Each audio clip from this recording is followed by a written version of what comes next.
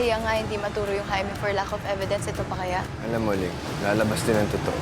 Malilinas din pangalan mo. Binili ni Bingo si Caroline na maghintay lang siya sa restaurant at iti-text niya na agad at agad namang pumayag ang dalaga. Sabay sinabi niyang magbabantay din siya dahil baka mapadpad si Edward doon na humirit pang i-check muna niya ang presentation ni Bingo na umangal pa ito pero sinaad ng dalaga na dapat ay handa siya sa presentation niya para i-approve ni Jaime kaya wala nang nagawa si Bingo kundi ibigay ang folder na hawak niya.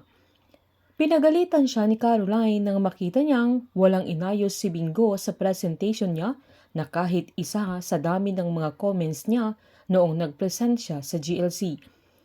Dumipensa naman si Bingo na kung i-approve niya ay gagawin niya yun na i-base niya sa original na presentation niya at alam niyang malaking oportunidad ang pag-present niya ng OPIP kay Jaime pero pwede ding bogus lang si Jaime kaya okay na sa kanya yung presentation niya at kung i-approve niya ay aayusin na niya kaya pinaalala ni Caroline yung goal nila na magkaroon ng pagkakataong makilala pa si Jaime na nangako naman si Bingo na yun ang gagawin niya.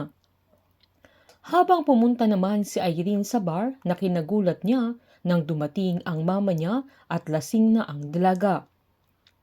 Sa pag-upo ni Cindy sa harap ng anak niya ay giniit niyang haramdam niyang nag-failed siya as a mother at bilang magulang na iniintindi niya ang dalaga na lahat silang magkakapatid na kung kaya lang niyang ayusin lahat ng mga gusot nila bago makarating sa papa nila ay gagawin niya yun. Sabay sinita ang itsura ni Irene na sinayang na naman niya ang isang oportunidad na para sa kanya na patunayan ang sarili niya dahil sa pag-alis niya kay Aling Cathy na hindi na niya alam kung ano ang gagawin niya sa kanya. Sabay kinuha niya ang bote ng alak sa mesa ni Irene at binigay sa waiter at umalis na din si Cindy.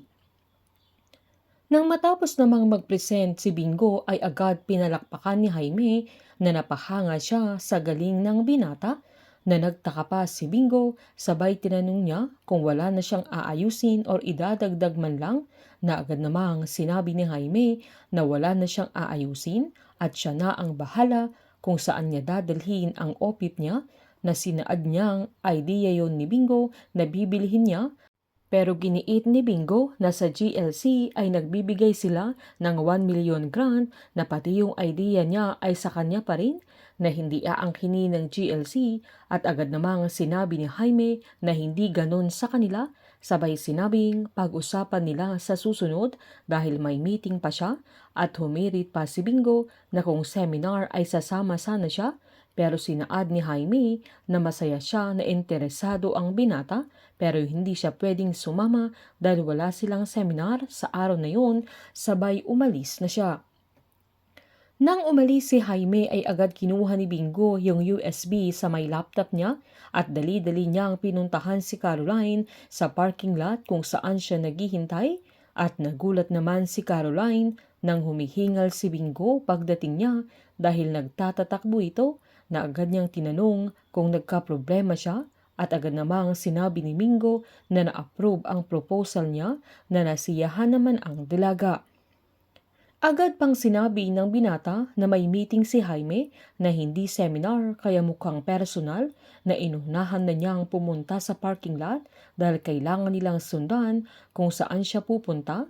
At agad-agad silang sumakay sa motor na sakto namang palabas na si Jaime kaya inakbayan ni Bingo si Caroline at tumalikod sila para hindi siya makahalata.